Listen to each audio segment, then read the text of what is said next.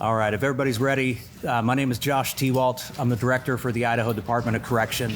Let me give a quick recount of events from today, starting with what I think most of you are most eager to hear about. Earlier this morning, our medical team did a physical assessment of Mr. Creech. After that assessment, they had communicated to me as well as Warden Richardson that they believed and had confidence that they would be able to establish venous access on Mr. Creech. Once Mr. Creech was escorted into the execution chamber and was strapped down, the medical team entered and attempted to establish IV access. The team attempted 8 times through multiple limbs and appendages to establish IV access consistent with IDOC's policy. It's worth noting in our conversations with the medical team afterwards that what they encountered in some instances was an access issue, but in others where they could establish access, they were unable. It was a vein quality issue that made them not confident in their ability to administer chemicals through the IV site once established. Consistent with our training and with our protocols, we from the very beginning try to be very candid and upfront that this isn't a do-it-at-any-cost process, that our first objective is to carry this out with dignity, professionalism, and respect. And part of that was training and practicing for the chance that they were unable to establish IV access. Once the medical team leader had determined that it would be unlikely that they were going to be able to establish IV access, that was when we halted the execution. Mr. Creech at this time is back in his cell in F block. We are planning to allow the death warrant to expire because we don't anticipate a change in status or circumstance that would allow us to continue with the execution today. We don't have an idea of timeframes or next steps at this point. Those are things we will be discussing in the days ahead. And once the state has determined the next course of action, we'll certainly make those actions known in the appropriate venue. While I'm here, and I'll certainly defer to the media witnesses to recount their experiences, I do want to take a second to talk about the competence of our medical team and our confidence in them. As part of our training and rehearsals for this, every single member of our administrative team, including myself, this is a team of competent medical professionals, and we've allowed them to establish IV access on each of us individually. We train for a number of different scenarios and potential outcomes, and my confidence in this team just could not be higher. It's also worth noting that when you look at our SOP, the qualifications that our medical team has, these are people who in their day jobs, people's lives depend on their ability to establish an IV. So our confidence in them remains high, and while the execution was unsuccessful, I think their efforts were, I think it would be wrong to call it a failure.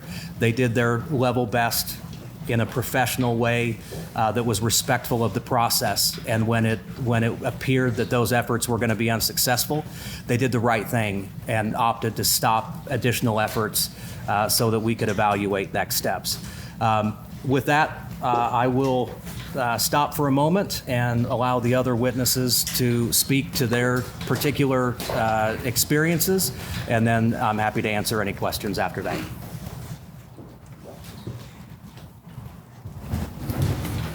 Hello, I'm Rebecca Boone. I'm a correspondent with the Associated Press. I'll attempt to do sort of a minute-by-minute recount of what we saw so that you can understand what happened. Let's see. So the media witnesses were brought into the witness room at 9:50 this morning.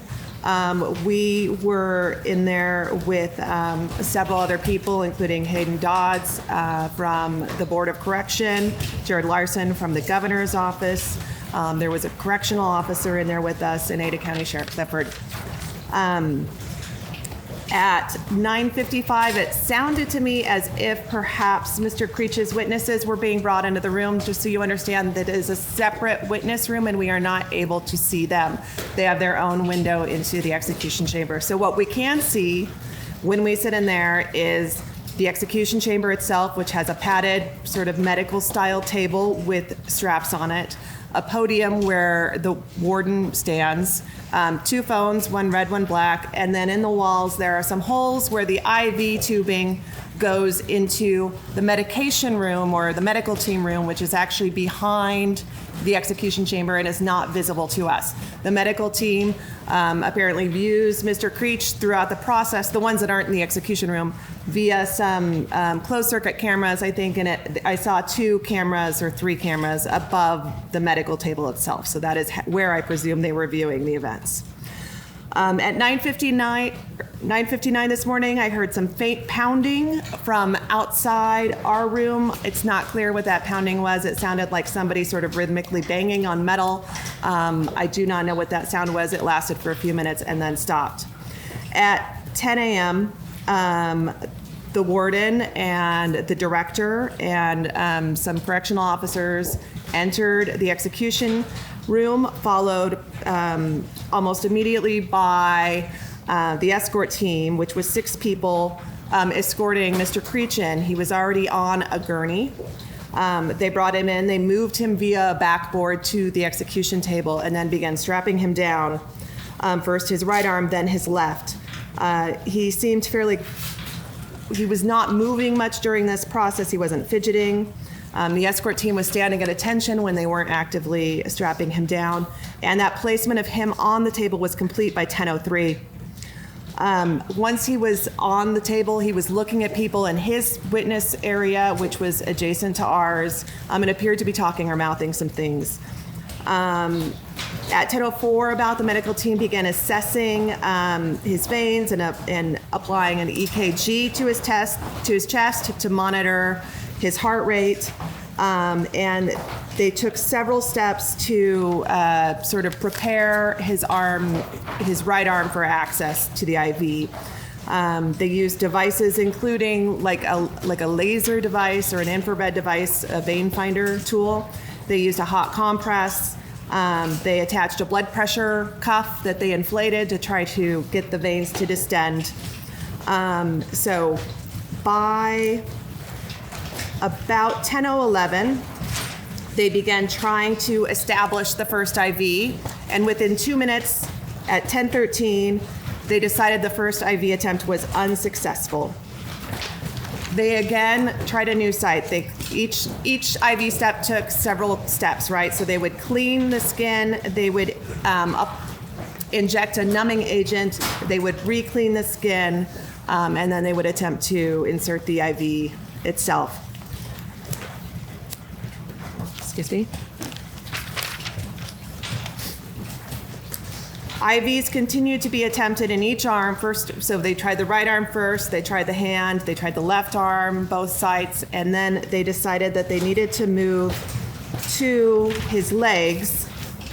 And at that point, they removed the sheet that was covering his legs, took off his orange, slide-on style shoes, pulled up his green scrub style pants, and then worked around the hook and loop style straps that were restraining both of his ankles. At that point, they moved the medical cart that they were using to hold their supplies to near Mr. Creech's feet, so it would be next to where they were working. This obscured our view partially, and we were unable to see exactly how many attempts directly that they were trying. However, based on the number of times they inflated the cuff and used numbing agents, our count was also 8 attempts.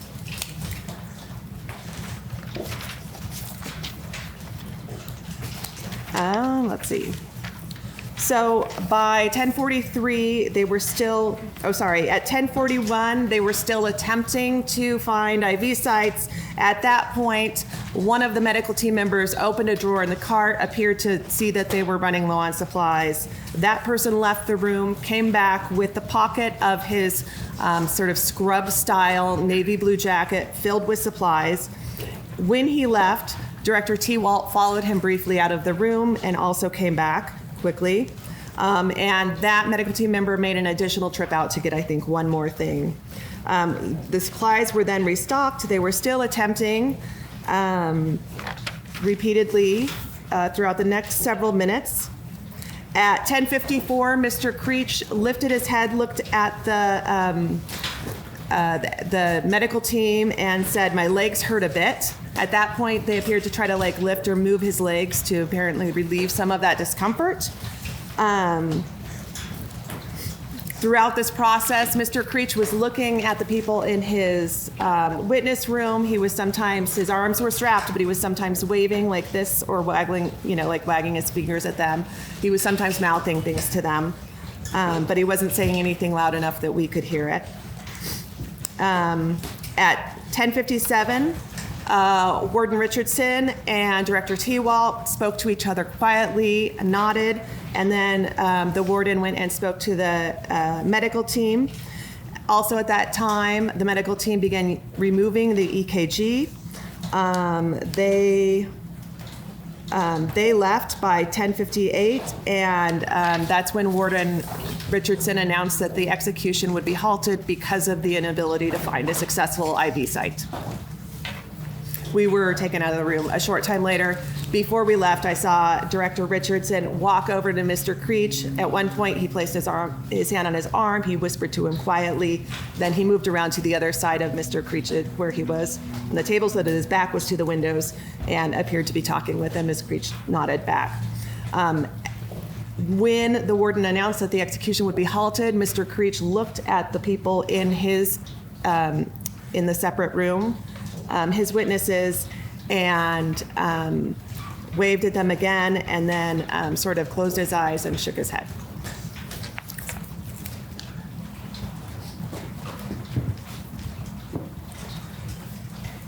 Hi, I'm Brenda with KTVB. Rebecca did a great job explaining minute by minute, but I'm going to start with when he was brought in that gurney. It started on time. It started at 10 o'clock.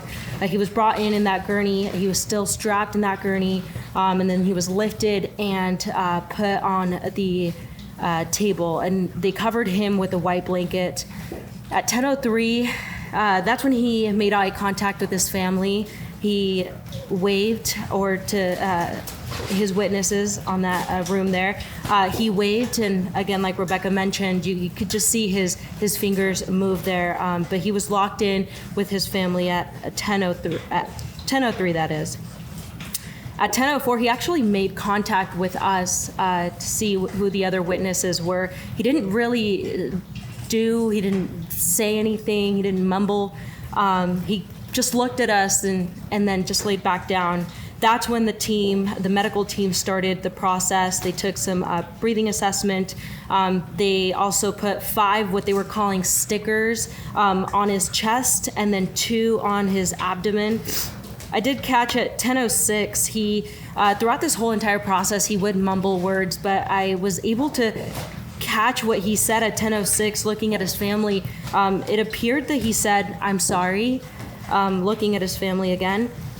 At 10:10, that's when the first IV was administered, and like Rebecca mentioned, it started at the right arm, went over to the left one, and then they had to go take off his shoes and proceed with his legs.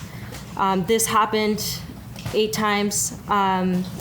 Through each time, though, I did notice that Creech, every time the IV was administered, he would make this snoring noise. He would also twitch. It appeared like he would go in and out of his sleep. And yeah, like I mentioned, he would twitch and then and snore. There was another point at 10:32 where I was able to make out what he was saying to his witness room there. It appears that he said, "I love you." This was after a couple of attempts at administering the IV. After that, he went to that, again, to the noises, the snoring noises, and the twitching that he would do. I will also mention, kind of backtracking here, in the room, the medical staff, they were covered in white cloth. They also had goggles. And there was about 3 of them administering this IV. There was a point, the 7th time, when the IV was administered at 10:54, like Rebecca mentioned, he did say, "My legs hurt a bit." That's when the medical staff helped him lift his legs up. I will also note that from what I could see, from my point of view, he didn't seem like he was in pain. The only time that he really said he was at 10:54 when he said, again, quote, "My legs hurt a bit." Then after that moment, he shook his head. He would shake his head sometimes. I'm just looking at his family. At 10:58, that's when the execution was halted. That's when it was announced. They couldn't find, they weren't able to have any successful attempts. So that's when it was halted. We were actually told to leave the room. Creech was still laying there on the table.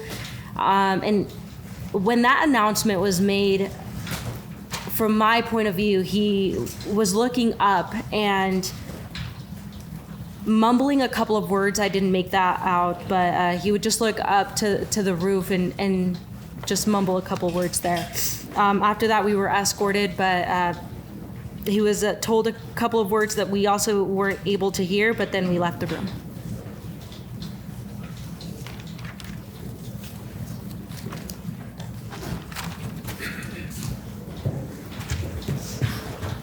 I'm Scott McIntosh from the Idaho Statesman. I don't have much to add. I will corroborate what Rebecca Boone said and what Brenda Rodriguez said. I also, when Mr. Creech came into the room, he looked back at his witness room and his eyes started to fill with tears, and I heard him sniffling, and he seemed to be puffing a little bit. And I will also say that I could not hear what Mr. Creech said, but based on his lips moving, it looked like he said, "I'm sorry." So I will confirm that. The only other thing I'll add is that the medical staff, there were 3 of them. There was 1 head person and 2 assistants. They were dressed in blue scrubs head to toe, and their faces were covered completely, except for their eyes, with white cloth. And then their eyes were covered with safety goggles, safety glasses. There was one moment when they were trying to put an IV in his right hand that it seemed like his hand was twitching and hurting. Other than that, I will also confirm that it did not seem that he was in discomfort or pain during that hour-long process. Other than that, I'll stand for questions.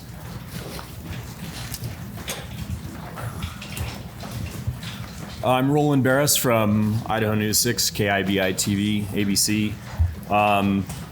The other witnesses have given a really good rundown of everything that pretty much happened. I guess I want to just add a little bit of perspective from what a bizarre circumstance this is for anyone to go witness. I think going into the room, seeing someone lifted off of a gurney onto an execution table is just surreal.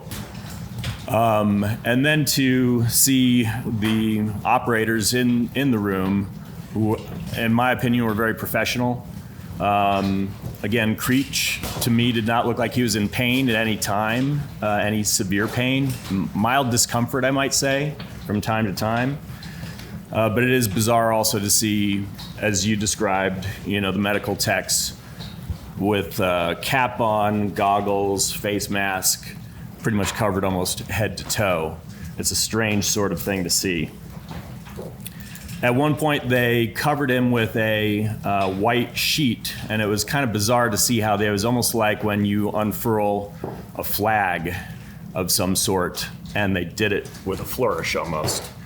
And then he was covered with a white sheet.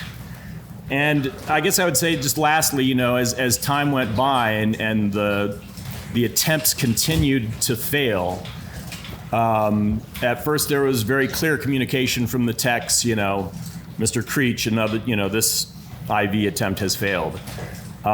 You could sense the frustration in the room as time went along. And I think I timed it, I don't know about you guys, maybe somewhere around 46, 47 minutes total from the time of the first one. IV.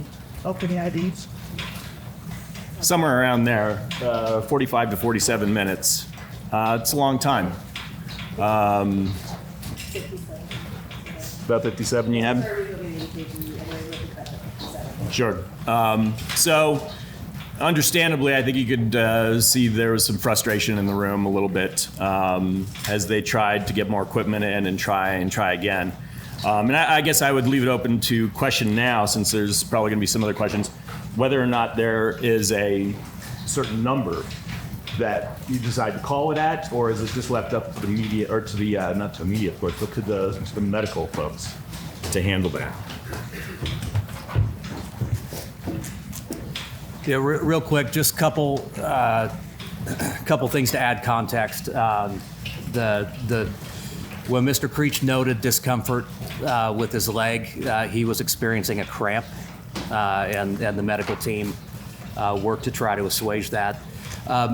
I wasn't sure how briefed everybody was on the timeline, but Mr. Creech spent the entirety of the evening up until about 4:45 this morning with his attorneys as well as his wife, Leanne.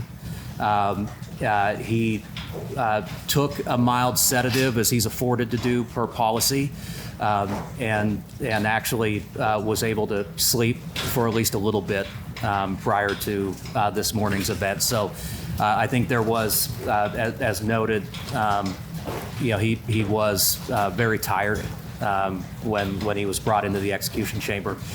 In terms of a set number of attempts, we rely on the direction of our medical team. I met with them after Mr. Creech had a physical examination this morning. We had established that we thought there were potentially 8 access points.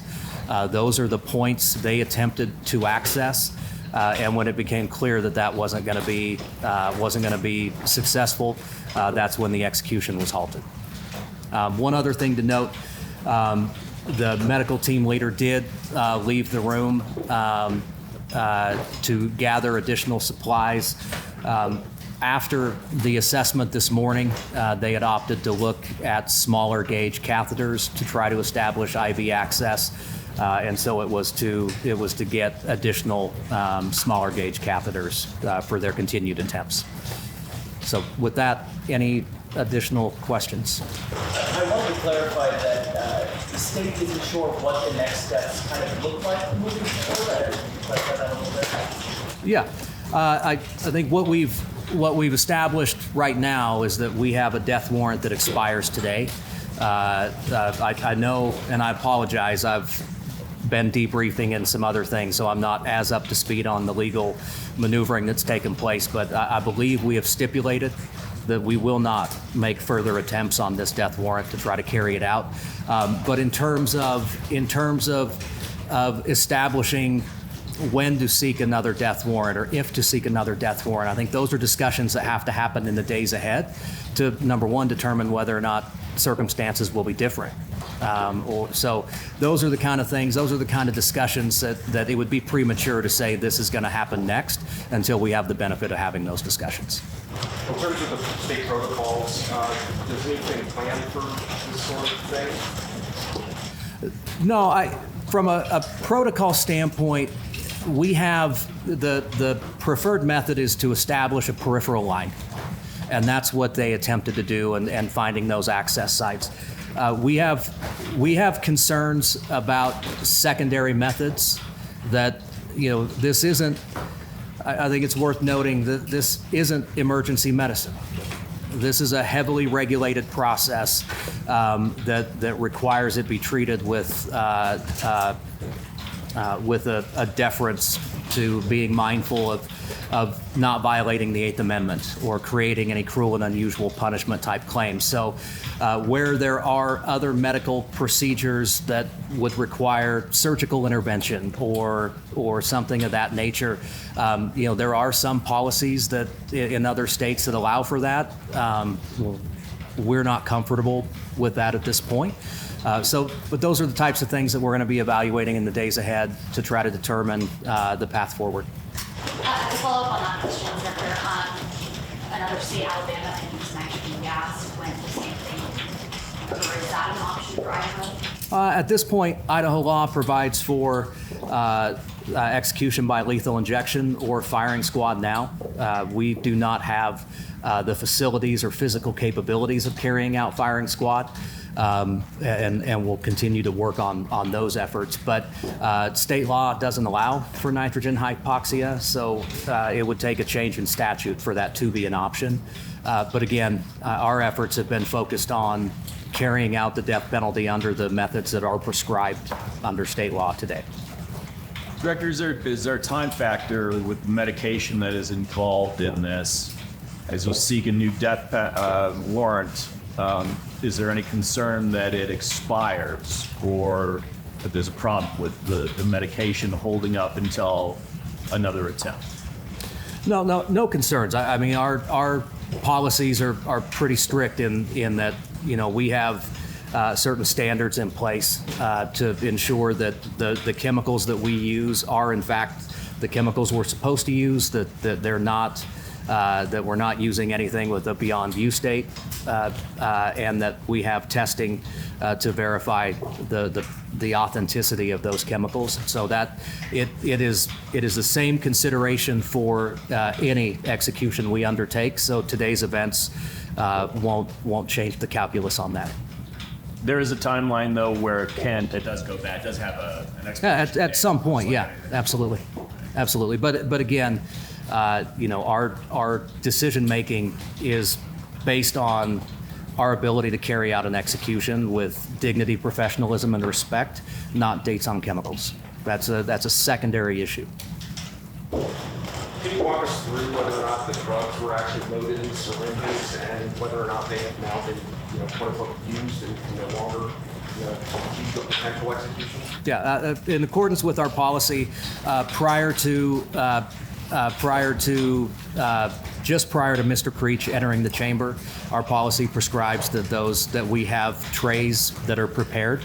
So the chemicals that we had for today's execution are they're unusable in future executions. And that would be all 3 doses? Because you have a backup and a backup to the backup. 2 of the 3. 2 of the 3. So there is still 1 dose that is available? Potentially, yeah. There was one in the back. That was my question. Oh, I just wanted to make sure. Creek is not authorized to say final words because the ID was never established. Is that correct? Correct. We did not get to a place in the process where he was afforded that opportunity. When you say he had a physical examination this morning, does that have to do with assessing the things? Correct. The purpose of that examination was for our medical team to assess their likelihood of being able to establish IV access. And Go ahead, sorry. I was just going to say, and as I noted before, it wasn't a simple access issue, it was also a quality issue.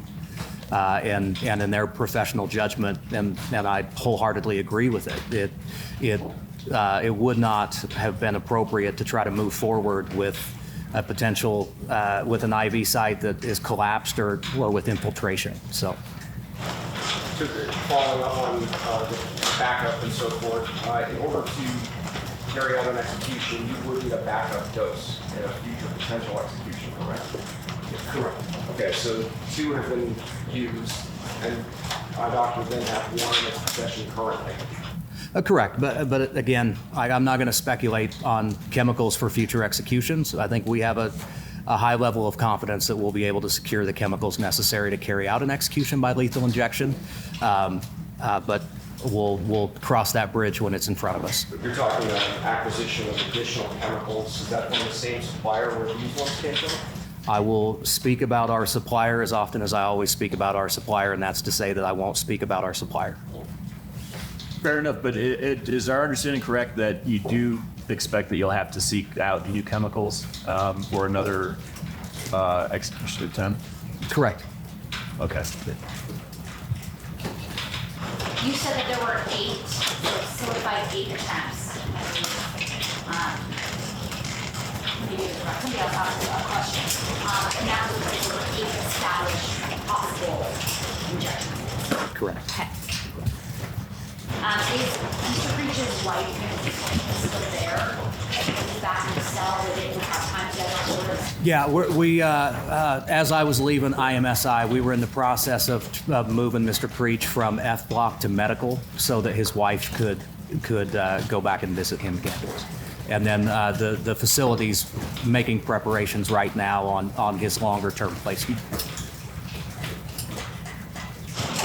What did he say to you after, in your conversation with him after it failed?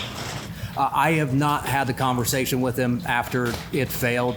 Warden Richardson has a good rapport with Mr. Creech, and he and the warden had a conversation. I'm not aware of the contents of that conversation. You acknowledge that this execution was unsuccessful. You said it was wrong to call it a failure. Mr. Creech's attorneys have referred to this as a botched execution. How do you respond?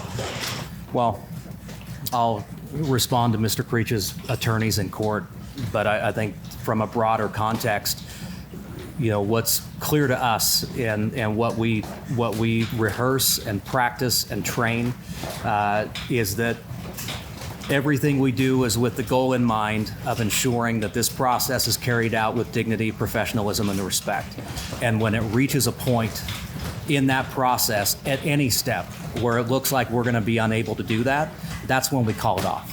And so I think for us, it wasn't a difficult decision. It was the right decision to halt any future attempts at trying to establish IV access, let's call it, and we'll discuss next steps after that. So I think, you know, what is, you know, that's, again, our goal is to do this in a manner befitting the gravity of such an occasion, and attempting to try to move forward with an execution when you don't have the confidence it can be carried out in that respect. I think that would be the definition of a botched execution. Director could you walk us through the level of medical training held by members on the medical team? Are they phlebotomists? Are they EMTs? Or Yeah, I won't get into the specific medical qualifications except to say that the requirements to be a member of our medical team are clearly spelled out in our SOP, which is publicly available, and there are regular checks to ensure that they maintain their certifications. I'll go above and beyond that, as I noted before, as a demonstration of our confidence in their competence in what they do. Every single person who's involved in this execution planning process has volunteered to have IVs established by this medical team. So while they were unable to establish a suitable IV access point today, our confidence in them is unwavering. We have time for 2 more questions. Okay, mine's kind of a double. So as far as you know, this has never happened in the state of Idaho before? Correct. Okay. And has anybody on the medical team ever performed an execution before? Yes, Yeah, in Idaho. correct. Okay, so then obviously. One last question then. I've always heard that when you're under attack, if you will, your veins shut down because the external veins will sort of collapse in order to protect you from attack. It's a natural thing that occurs. It doesn't make it problematic when you're fearful for your life that you're about to die, that the veins will be difficult to find. You are asking me to weigh into an area where I have zero expertise. So I mean, I can't necessarily comment on that respect, except to note, you know, the qualifications that are in our SOP. You know, these medical team members are, as a routine course of their work, are used to dealing in high stress, high pressure, high stakes situations, and you know, again, we're confident in their abilities, but I can't speak to how the circumstances may have affected Mr. Creech or the quality of his veins today.